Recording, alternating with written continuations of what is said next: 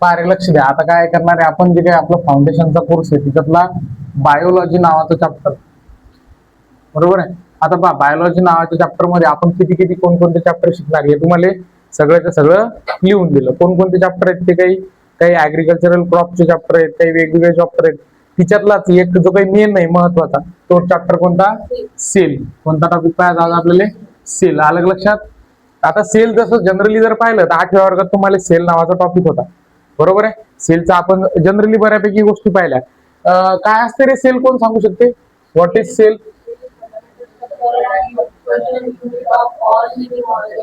बरोबर आहे. तर आपण या डेफिनेशन मध्ये 3 महत्वाच्या गोष्टी म्हणतो. एक पहिली गोष्ट कोणती म्हणतो, फंडामेंटल. अलग लक्षात, कोणती गोष्ट, फंडामेंटल. दुसरी स्ट्रक्चरल, आणि तिसरी काय म्हणतो, फंक्शनल.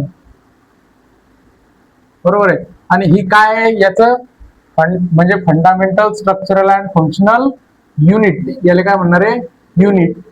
कोणाचा युनिट आहे? Unit of living organism. Living organism म्हणा, लिव्हिंग ऑर्गॅनिझम्स म्हणा, किंवा आर मध्ये काय म्हणू शकता, लाईफ म्हणू शकतो. काय म्हणू शकतो, लाईफ. म्हणजे लक्ष द्या, डेफिनेशन कशी झाली आपली. आपण पूर्ण तर डेफिनेशन फळ्यावर लिहिली नाही, पण पूर्ण डेफिनेशनचा सारच लिहिला, बरोबर आहे. आता कसा सार पहा, तर सेलने कसं म्हणतो, cell is defined as the fundamental, structural and functional unit of living organism or life, असं म्हणलं आपण. मग पहा, काही काही गोष्टी वापरल्या. फंडामेंटल डबल एक शब्द वापरू शकतो आपण, बेसिक. काय वापरू शकतो, बेसिक. काऊन म्हणतात बरं सेलने फंडामेंटल युनिट किंवा बेसिक युनिट? कारण लक्ष द्या, फंडामेंटल किंवा बेसिक युनिट आपण याला म्हणतो की जीवनाची, लाईफची सुरुवातच कुठून झाली. लाईफची सुरुवातच झाली सगळ्यात पहिल्यांदा ऍटम पासून नाही झाली लाईफची सुरुवात. लाईफची सुरुवात ही पहिल्यांदा झाली सेल ज्यावेळेस तयार झाली त्यावेळेस. आलं लक्षात. हालाकी पहा, सेल कशापासून बनेल राहते, तर सेल ही म्हणजे आपण म्हणू शकतो अशा कितीतरी लाखो करोडो ऍटम्स पासून बनले. सेल कशापासून बनले, लाखो करोडो ऍटम्स पासून बनले. मग आपल्याला समजून घ्यायचं थोडक्यात नेमकं लाईफ कशी, या पृथ्वीवर लाईफ कशी आली किंवा लाईफ कशी आली असेल याच्याबद्दल आपण थोडस. तर पहा, आपल्याला सगळे सुरुवातीला जावं लागेल ज्यावेळेस या विश्वात काहीच नव्हतं. या युनिव्हर्स मध्ये काय होतं का नाही. फक्त जर विचार केला तर एक छोटासा काय होता रे, सांगा. छोटासा एक पार्टिकल होता, याला म्हणतो आपण छोटासा पार्टिकल, आणि यालाच म्हणतात स्टेट ऑफ, सांगा काय म्हणतात, स्टेट ऑफ सिमिलॅरिटी. काय म्हणणार आहे आपण याला, स्टेट ऑफ सिमिलॅरिटी. मग स्टेट ऑफ सिमिलॅरिटी कशाला म्हणायचं, लक्ष द्या. सगळ्यात सुरुवातीला काय, सगळ्यात सुरुवातीला इकडे म्हणजे पृथ्वी गिथ्वी, आकाश विकास, बरोबर आहे, असं काहीच नव्हतं. त्या टाइमला फक्त एक छोटासा गोळा होता, त्या गोळ्यातच सगळं काही दबेल होतं. अलग लक्षात. आणि हा गोळा बिन काही लय मोठा होता का, छोटासा गोळा होता. आणि त्या गोळ्यालाच काय म्हणायचं, स्टेट ऑफ सिमिलॅरिटी. आणि नंतर झालं बिग बँग. काय झालं, बिग बँग. मग बिग बँग झाल्याच्या नंतर लक्ष द्या, हा गोळा फुटला. फुटल्याच्या नंतर लक्ष द्या, फुटल्याच्या नंतर इकडे तिकडे या गोळ्याची एवढ्या दूर दूर पर्यंत धूळ पसरली, भयानक दूर पर्यंत धूळ पसरली. आणि याच्याच पासून काय तयार झालं, याच्यापासून तयार झाला नेब्युला. काय तयार झाला, नेब्युला. नेब्युला म्हणजे काय, नेब्युला म्हणजे हायड्रोजन आणि धुळीचे वादळ, मोठे मोठे धुळीचे वादळ. अलग लक्षात. काहीच नव्हतं पहिलं, स्पेस नव्हतं, टाइम नव्हतं, या दोन्ही गोष्टी नाही. म्हणजे टाइम बिन नव्हता आणि स्पेस बिन नव्हतं, दोन्ही गोष्टी नव्हत्या. नुसतं काय होतं, स्टेट ऑफ सिमिलॅरिटी. ज्यावेळेस स्टेट ऑफ सिमिलॅरिटी मोठ्या प्रमाणात फुटली तर इकडे तिकडे काय तयार झालं रे, असा स्पेस तयार झाला. अलग लक्षात. आणि त्याच टाइम म्हणजे त्यावेळेस पासून बिन आपण टाइम कन्सिडर करायला लागलो. त्याच्या आधी टाइम बिन नव्हता, स्पेस बिन नव्हता. त्या डॉटची एक जागा. आता हा डॉट कसा होता, काय होता, याच्याबद्दल लय मोठी माहिती आपल्याला आज तरी नाही.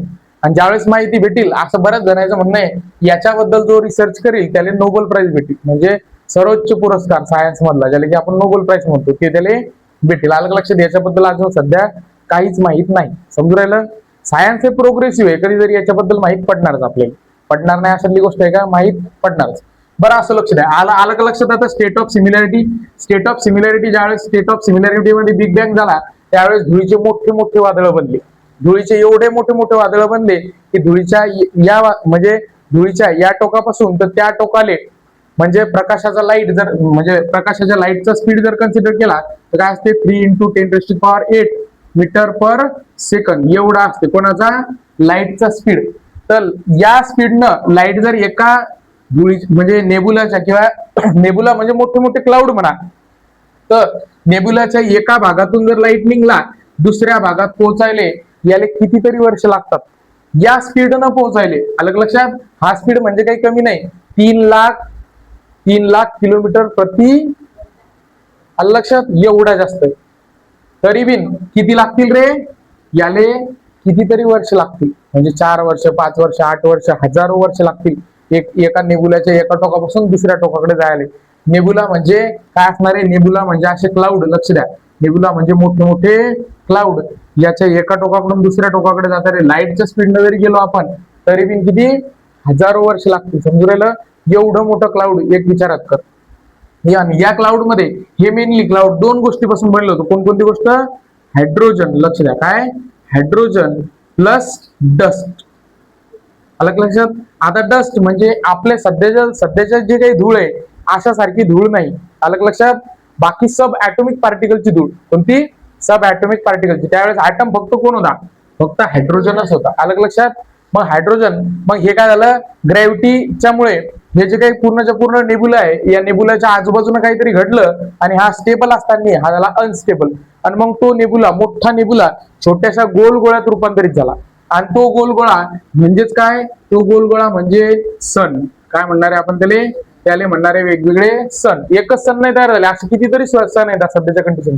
अलग लक्षात, एकच सूर्य आहे का, नाही. आपल्या सूर्यासारखे असे कितीतरी सन आपल्याला काय पाहायला भेटतात, आपल्याला या युनिव्हर्स मध्ये पाहायला भेटतात, किंवा मिल्की वेज मध्ये आपल्याला असे कितीतरी सन पाहायला भेटतात. मग असा सन तयार झाला सूर्य.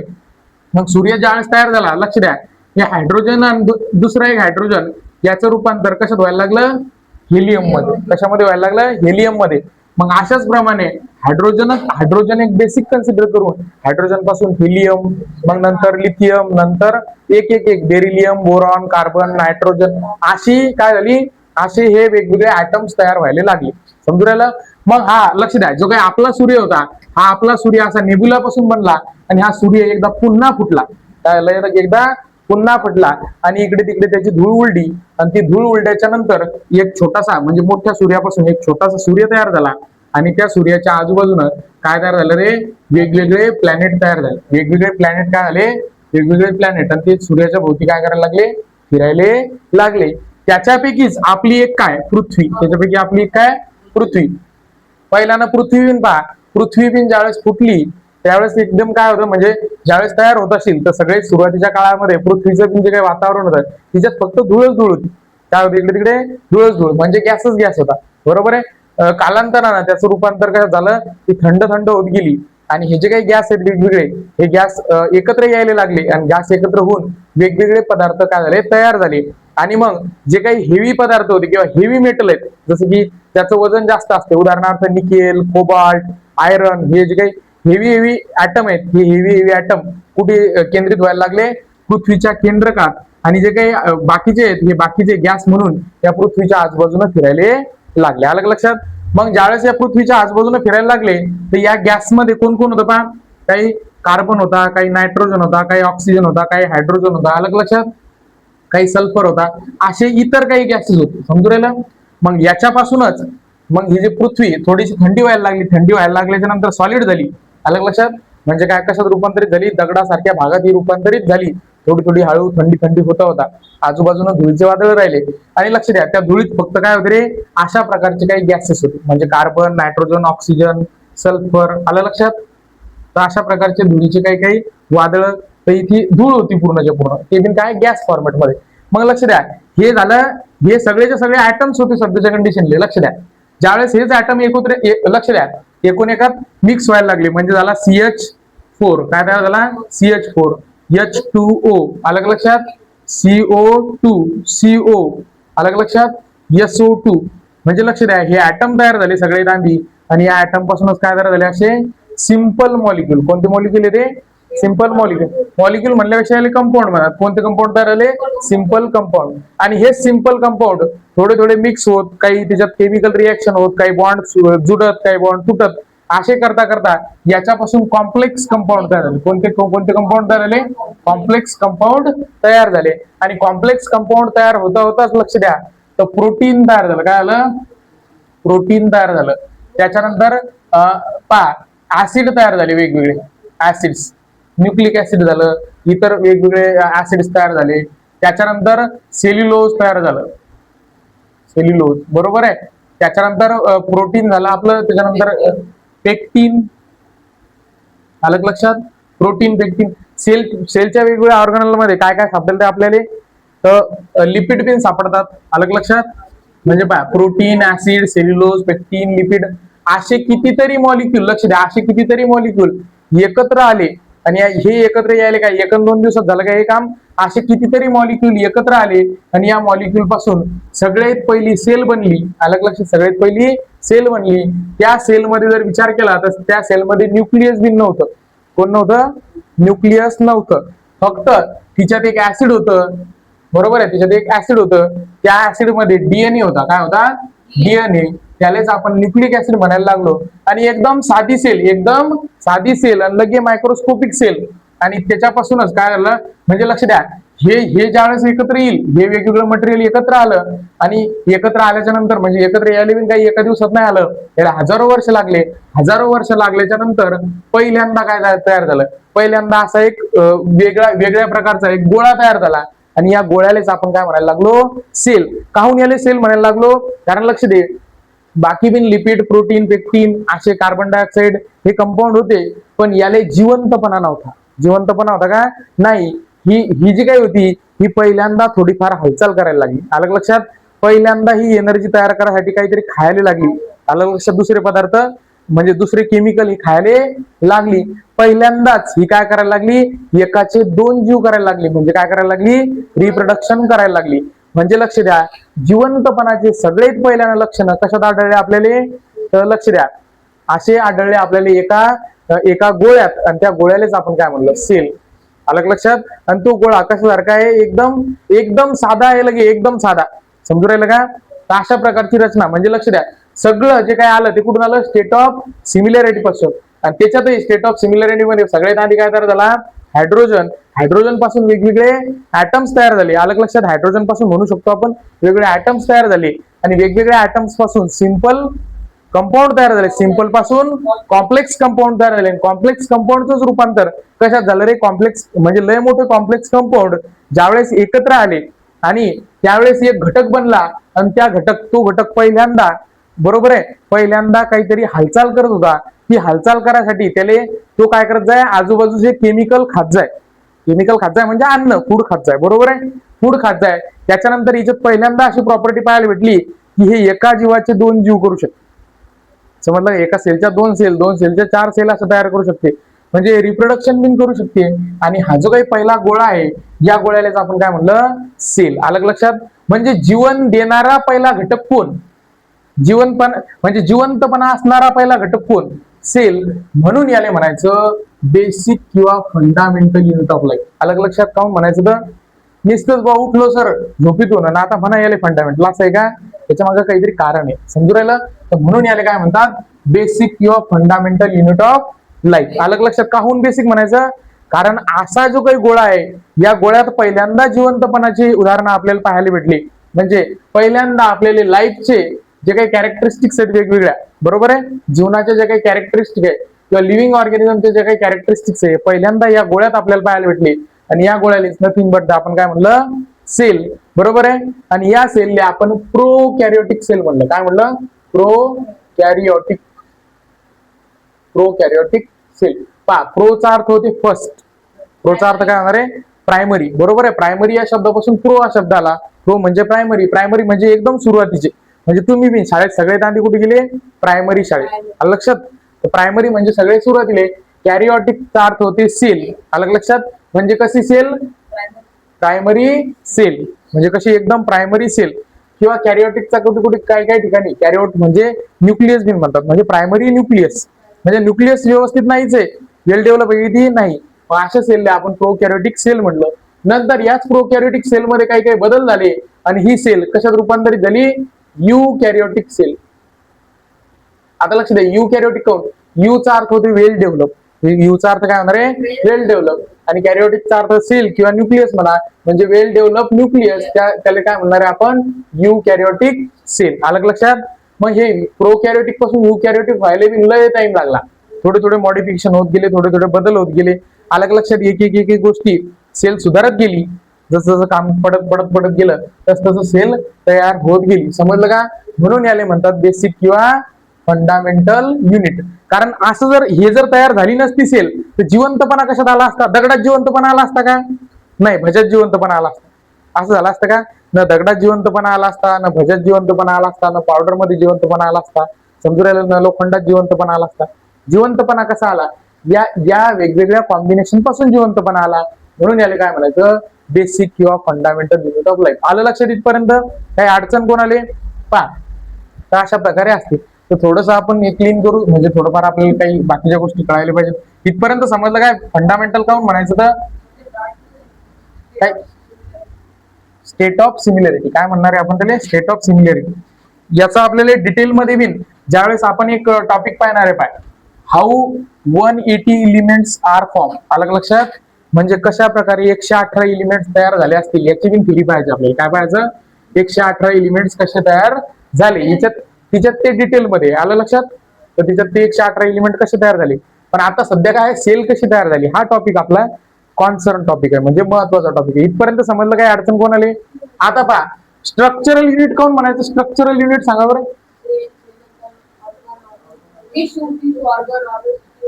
हा, तर तुम्ही सांगू शकता स्ट्रक्चरल काऊन? कारण लक्ष दे, सेल पासून ऑर्गॅनिझम तयार होते. असं आपण पाहिलं का? काय होते?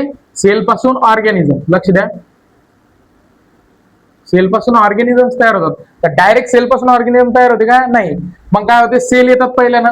लक्ष द्या, सेल. पण लक्ष द्या, सेलच्या नंतर काय म्हणते? सेल वेगवेगळ्या सेल पासून टिश्यू बनते. आता लक्ष द्या, टिश्यू कोणाला म्हणायचं? टिश्यू म्हणायचं ग्रुप. कशाला म्हणायचं? ग्रुप. कोणाचा ग्रुप?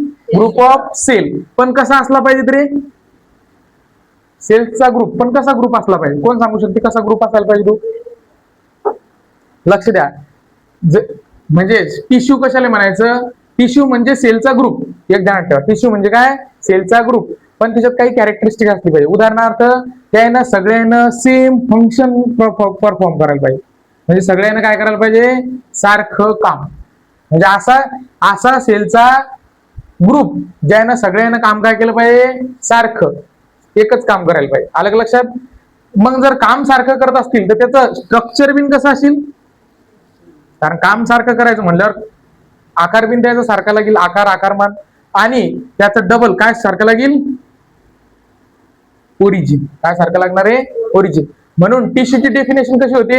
टिश्यू म्हणजे दुसरं तिसरं काय नाही, काय? एक ग्रुप ऑफ सेल. म्हणजे सेलचा गोळा किंवा सेलचा गुच्छा किंवा सेलचा ग्रुप. पण तो कसा असला पाहिजे? त्याचा असलं पाहिजे सेम ओरिजिन. ओरिजिन म्हणजे काय? ओरिजिनेट होणे, म्हणजे निर्माण होणे, तयार होणे. मग जे काही लक्ष द्या, अशा सेलचा ग्रुप जे सगळेच्या सगळे एकाच ठिकाणाहून ओरिजिनेट झाले, एकाच ठिकाणाहून तयार झाले. अलग लक्षात? एकाच ठिकाणाहून ओरिजिनेट झाले. त्याच्यानंतर ते काय करू राहिले? सारखे काम करू राहिले. त्याचं स्ट्रक्चर पण कसं आहे? सारखं. म्हणजे ह्या तीन गोष्टी बरोबर जर लावल्या तर यालाच काय म्हणणार आहे आपण? टिश्यू म्हणत असतो. म्हणजे काय? A group of cell having similar structure, origin and function. काय काय सारखं असायला पाहिजे? काय काय सारखं असायला पाहिजे? Structure, origin and function. त्यालाच काय म्हणणार आहे आपण? त्याला म्हणत असतो टिश्यू. अलग लक्षात? म्हणजे काय? सेल पासून टिश्यू तयार होते. टिश्यू पासून सांगा काय तयार होणार आहे? ऑर्गन. ऑर्गन पासून ऑर्गन सिस्टीम. लक्ष द्या, ऑर्गन पासून ऑर्गन सिस्टीम. आणि ऑर्गन सिस्टीम पासून काय तयार होते? बॉडी. आपल्या शरीरात मेन ऑर्गन सिस्टीम किती आहे सांगा बरं? Organ system: digestive system, respiratory system, double circulatory system, nervous system किंवा कंट्रोल अँड कोऑर्डिनेशन म्हणतो आपण त्याला. हा, नंतर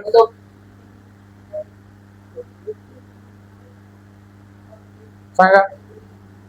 जनरली आपण सात सिस्टीम म्हणतो आपल्या बॉडीमध्ये परफॉर्म करणारे. पहिली गोष्ट तर आपण अन्न खातो, डायजेस्टिव्ह सिस्टीम.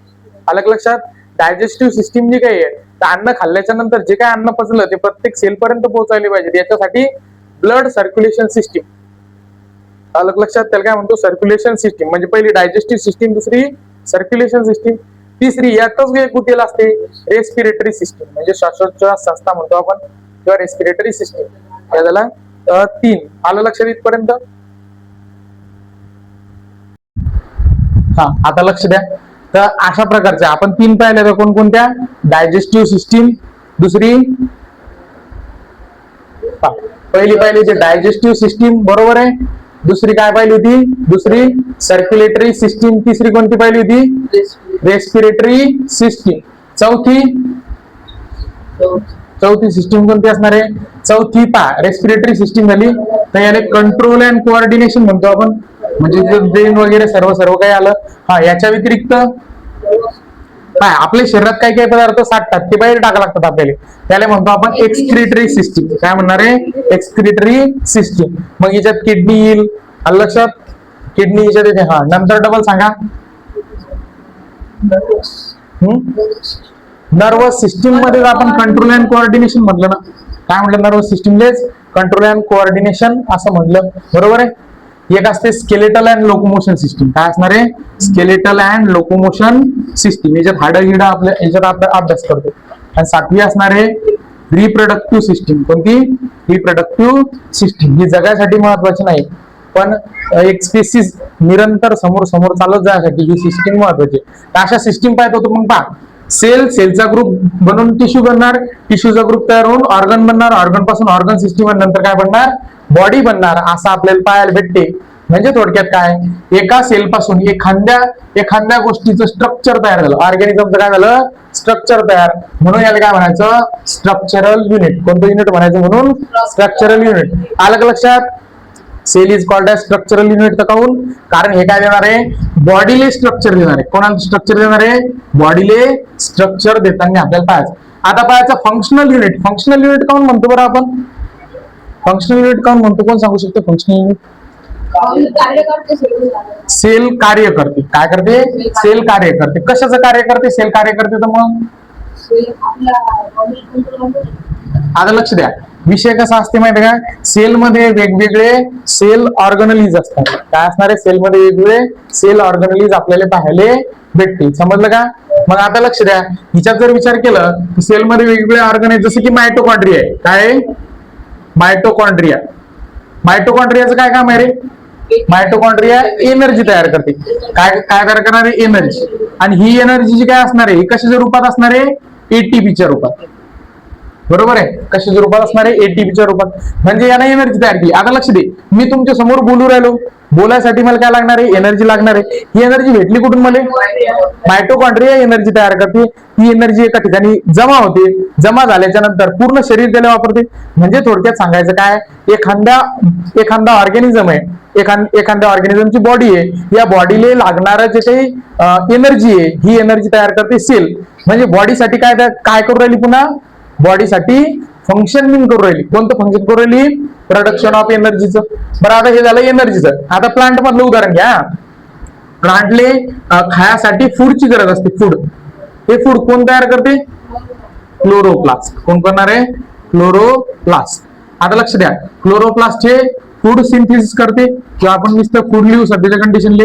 आलं लक्षात? फूड. मग हे जे क्लोरोप्लास्ट हे फूड तयार करणार आहे. म्हणजे थोडक्यात काय करते?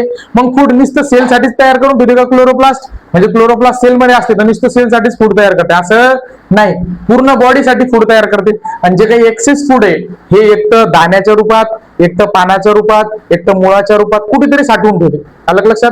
उदाहरणार्थ आपण गहू खातो, तर काय करणार आहे? जे काही फूड आहे हे कोणाच्या रूपात साठवून ठेवलं आहे ना? दाण्याच्या रूपात. ज्यावेळेस आपण एखादा आंबा खातो तर फळाच्या रूपात साठवून ठेवलं, म्हणजे कधी दाण्याच्या रूपात, कधी फळाच्या रूपात. ज्यावेळेस तुम्ही गाजर खासाल त्यावेळेस मुळाच्या रूपात. ज्यावेळेस तुम्ही आलू खासाल तर कशाच्या रूपात? खोडाच्या रूपात. खोड असते, खोड. आलं लक्षात? ते इलॉंगेशन ऑफ खोड असते, ते आपल्याला पाहायचं, म्हणजे स्टेम असते, ते नंतरच्या कंडिशन मध्ये पाहू. तो क्लोरोप्लास्ट. हे झालं क्लोरोप्लास्टचं, बरोबर आहे. दुसरी गोष्ट लक्ष द्या, आपण रायबोझोमचा विचार करू. रायबोझोम्स. रायबोसोम्स काय करतात रे? प्रोटीन तयार करतात. काय तयार करणार आहे? प्रोटीन. आणि हे प्रोटीनच काय तयार करतात? हेच प्रोटीन एका ठिकाणी जमा होऊन आपले पूर्णच्या पूर्ण बॉडी तयार करतात. म्हणून प्रोटीनलेस काय म्हणतो आपण? Backbone of the body. अलग लक्षात काय म्हणणार आहे? प्रोटीनलेस बॅकबोन ऑफ द बॉडी म्हणायचं. कारण आपलं नाक, कान, घसा, डोळा, केस, गिस सगळे जे काय बनले हे कशापासून बनले? प्रोटीन पासून बनले. म्हणून रायबोसोमले काय म्हणणार आहे? आपण backbone of the body been consider करत असतो. समजलं का इथपर्यंत? त्याच्यानंतर लक्ष द्या. पहा, कधी कधी तुम्ही पोस्ट ऑफिस मध्ये जाता. पोस्ट ऑफिस मध्ये एखादं पार्सल येते, मग ते पार्सल ते पॅक करतात. पॅक केल्याच्या नंतर त्याच्यावर प्रोसेस करतात, ते समोर पाठवतात. अशा प्रकारचं. मग लक्ष द्या, एक असते आपल्या शरीरात डबल जरी एक विचार केला, ध्यान द्या रे, पाहू नको तिकडे ते. तर पहा, एक असते आपल्या याच्यात गॉल्गी कॉम्प्लेक्स किंवा गॉल्गी बॉडी. काय असणार आहे? गॉल्गी कॉम्प्लेक्स किंवा गॉल्गी बॉडीज. हे गॉल्गी नावाच्या सायंटिस्टने शोधून काढलं. तर हे जे काही काढलं हे काय काम करते? सिक्रेशन करते काही काही पदार्थाचं, बरोबर आहे, जे आपल्या बॉडीसाठी गरजेचं आहे. म्हणजे सिक्रेट करते वेगवेगळे एन्झाइम्स म्हणा किंवा वेगवेगळे प्रोटीन्स म्हणा, किंवा मॅच्युरेशन करते प्रोटीनचं. आबडधोबड प्रोटीन असलेलं व्यवस्थित मॅच्युअर करते, किंवा पॅकिंग करते, पॅकेजिंग करायचं काम करते, ट्रान्सपोर्टेशन करायचं काम करते. म्हणजे हे थोडक्यात कशासारखं वागते रे? पोस्ट ऑफिस सारखं वागते. म्हणून post office of the cell Golgi कॉम्प्लेक्सला म्हणतात. काय म्हणतात? Post office of the cell. समजून राहिलं का? म्हणजे थोडक्यात काय? सेक्रेटरी ऑर्गनल्स म्हणजे सिक्रेशन करते ते वेगवेगळ्या पदार्थाचं, ते पाहायचं आपल्याला. पण मेन काम काय आहे त्याचं? मेन काम प्रोसेस करणे, बरोबर आहे. एका ठिकाणाहून दुसऱ्या ठिकाणी एखादा पदार्थ पाठवणे, त्याला पॅक करणे, आणि पॅक करणे हे पोस्ट ऑफिस मधलं काम आहे. म्हणून post office of the cell यालाही म्हणतात. समजून राहिलं? म्हणजे थोडक्यात जर लक्षात आलं तुम्हाला, तर सेल नुसतं स्वतःचेच कामं नाही करत, तर काय करते? स्वतःचे कामं करते, याच्या सोबत सोबत बॉडीचे बिन कामं करते, बॉडीच्या कामामध्ये बिन मदत करते. अलग लक्षात? म्हणून याला काय म्हणायचं? Functional unit of life. म्हणजे लक्ष द्या, सेल काय करणार आहे? फंडामेंटल बेसिक गोष्ट आहे. ही जर नसली तर लाईफच नसणार. दुसरी, कारण ही जर नसली तर काय दगड धोंडे हे जमा होऊन काही लाईफ येणार आहे त्याच्यात? नाही. असं पाहिलं का कधी तुम्ही? एखादा दगड आहे त्याच्या जीवाला होऊच नाही शकत. जीव यासाठी काय लागणार आहे? सगळ्यात महत्वाचा जिवंतपणा, सेल लागणार. सेल जर नसली तर जिवंतपणा येणार नाही. दुसरी गोष्ट काय काय तयार करते? हे एखाद्या ऑर्गॅनिझमचं स्ट्रक्चर तयार करते. काय तयार करणार आहे? स्ट्रक्चर. कसं स्ट्रक्चर तयार करते? मग ते सेल पासून टिश्यू तयार करते, टिश्यू पासून ऑर्गन तयार करते, ऑर्गन पासून ऑर्गन सिस्टीम तयार करते, आणि नंतर काय करणार आहे? बॉडी तयार करते. अलग लक्षात? म्हणून त्याला स्ट्रक्चरल युनिट, फंडामेंटल युनिट काऊन म्हणायचं? समजलं का? कारण ते काय करते रे? वेगवेगळे फंक्शन कॅरी आउट करते. आणि हे वेगवेगळे फंक्शन फक्त सेल पर्यंतच मर्यादित राहतात का? नाही, तर ते पूर्ण बॉडीच्या मर्यादित राहतात. बॉडीसाठी काम करते प्रत्येक सेल. म्हणजे लक्ष द्या, तुमच्या शरीरात कितीतरी काय म्हणलं? ट्रिलियन्स ऑफ सेल आहेत. किती म्हणलं? ट्रिलियन्स ऑफ सेल आहेत. ही प्रत्येक सेल तुमच्या प्रत्येक एका गोष्टीसाठी काम करते. म्हणजे तुम्ही बोलून राहिले तर एनर्जी प्रोडक्शन साठी प्रत्येक सेल काम करू राहील तुमच्या शरीरात. या लक्षात? हालाकी ज्या ठिकाणी जास्त काम, म्हणजे ज्या ठिकाणी एखाद्या ठिकाणी जास्त काम होते त्या ठिकाणच्या सेल जास्त परफॉर्म करतात. अशा प्रकारचं. समजू राहिलं का? तर मग अशा प्रकारे हे जर विचार केलं तर हे फंक्शन बिन कॅरी आउट करते बॉडीसाठी. म्हणून याला म्हणायचं फंक्शनल युनिट ऑफ लाईफ. काय म्हणणार आहे आपण? Functional unit of life. पहा, आजच्या याच्यात आपण दोन डेफिनेशन पाहिल्या. पहिली डेफिनेशन सांगा सेलची. सगळ्याच्या पाठच आहे. काय होणार आहे सांगा?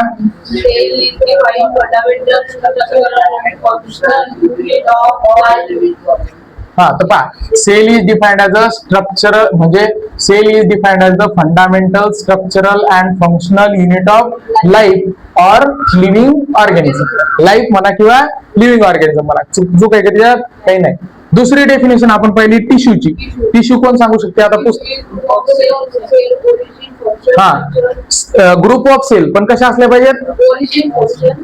पण त्याच्याला असलं पाहिजेत ना, म्हणून हॅव लावायचं. हॅव म्हणजे असले. म्हणजे काय?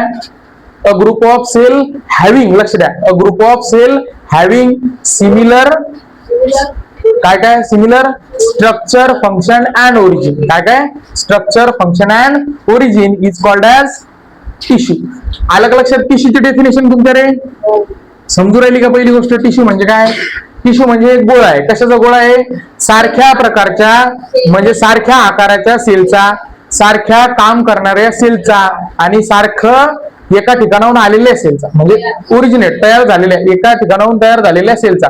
म्हणजे आपण काय म्हणू शकतो, cell is a group of cell having similar structure, origin and function. किंवा स्ट्रक्चर, फंक्शन अँड ओरिजिन, उलट सुलट काही केलं तर चालते. Is called as tissue. आलं लक्षात? मग टिश्यू पासून काय काय होते, कसं कसं होते. आणि याच्यात एक लॉजिकल गोष्ट सांगितली आपण, किंवा उदाहरणार्थ ज्यावेळेस याला बेसिक काऊन म्हणतात, कारण बेसिक म्हणणारे बाकी सगळ्या गोष्टी आधी तयार झाल्या, म्हणजे लाईफच्या आधी होऊ शकते. म्हणजे CH4 तयार झाला, H2O सगळ्या तयार झाल्या.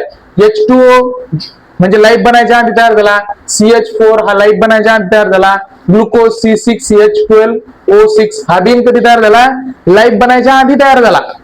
अलग लक्षात, कधी तयार व्हायले, लाईफ बनायच्या आधी तयार व्हायले. मग हे असताना बिन लाईफ बनली का, नाही. पण ज्यावेळेस याच्यापासून कॉम्प्लेक्स कंपाऊंड बनले, आणि कॉम्प्लेक्स कंपाऊंडचं असे 20, 25, 50 ज्यावेळेस असे कॉम्प्लेक्स कंपाऊंड एकत्र आले, आणि एकत्र आल्याच्या नंतर बिन व्यवस्थित ज्यावेळेस कॉम्बिनेशन बनलं, त्यावेळेस पहिल्यांदा जिवंतपणा आला. आणि तो जो काही पहिल्यांदा जिवंतपणा आला असेल, अशा गोळ्यालाच आपण काय म्हणलं, सेल. अलग लक्षात, अशा गोळ्याला काय म्हणलं, सेल म्हणलं. हालाकी या ठिकाणी आपण हजर नव्हतो, याला सेल म्हणायला. समजू राहिलं का? सेल आपण कितीतरी दिवसाच्या नंतर, रॉबर्ट हुक नावाचा सायंटिस्ट आला, नंतर त्याला सेल नाव पडलं. अलग लक्षात. पण असं हे तयार झालं, म्हणजे याच्या मागचं सेंट्रल थिंकिंग कळली का, कुठून आली सेल, तर अशा प्रकारची सेल तयार झाली. म्हणजे सेलमध्ये जर विचार केला तर सेल ही ऍटम पेक्षा कितीतरी मोठी असते, हे एक समजलं. कारण एका सेलमध्ये किती ऍटम असू शकतात, हजारो लाख ऍटम असू शकतात. समजलं का? पाण्याचेच कितीतरी मॉलिक्यूल असतील, समजू राहिलं. ग्लुकोजचे कितीतरी मॉलिक्यूल असतील, ग्लुकोजचे कितीतरी मॉलिक्यूल, याचा अर्थ कितीतरी ऍटम. क्लिअर झालं का? तर अशा प्रकारचं आपल्याला पाहायला भेटते. काही डाऊट याच्यात या लेक्चर मध्ये? मग ही नेमकी थीम मांडली आपण, एक एक एक एक गोष्ट आपण याच्यात काय करणार आहे, पूर्णच्या पूर्ण कव्हर करू. समजलं का? दोन गोष्टी म्हणजे सेल आणि टिश्यू कळायला पाहिजेत, बाकी गोष्टी आपण एक एक एक एक घेणार. काही डाऊट कोणाले, काही अडचण याच्याबद्दल? नक्की